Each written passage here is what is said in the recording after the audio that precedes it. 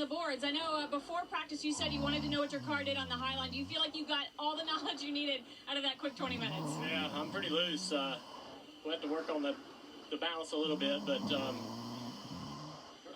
pretty surprised to be in the top 10. Really felt like I didn't know where I was at when I got out there, how deep to get in the corner and all that, but shows you we got a fast car. But when I really got after it there late in the run to get up at the top, I just go to the throttle, and any more throttle and any more trying to be aggressive with the steering wheel slips the rears. So trying to laterally load that right rear was really hard for me, and it never really came around. We had when we ran this race last year, our cars were really, really loose for 15, 20 laps, and then they would come alive.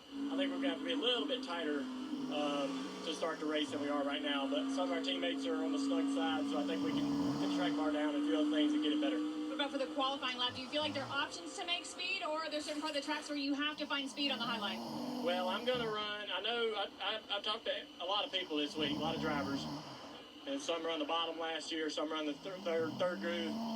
I'm going to drive it into one, I hope, too deep, and then figure out the rest of the corner from there on out, and then try to get the exit off of 3, and I'm going to try to run that third groove up there. It might not be exactly where I need to run. Some cars will probably beat us on the bottom, but no more time than I got around here or in these cars this year.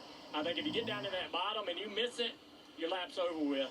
You chase the car all the way through throttle and never can really complete the throttle. So I'm going to try to go to that top. Some cars had good success there in qualifying last time, so that's what we tested or ran on the sim.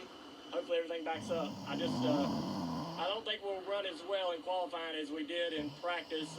Probably get beat by some guys that know how to get the car down in the corner good, and hopefully we'll do good enough to get in there.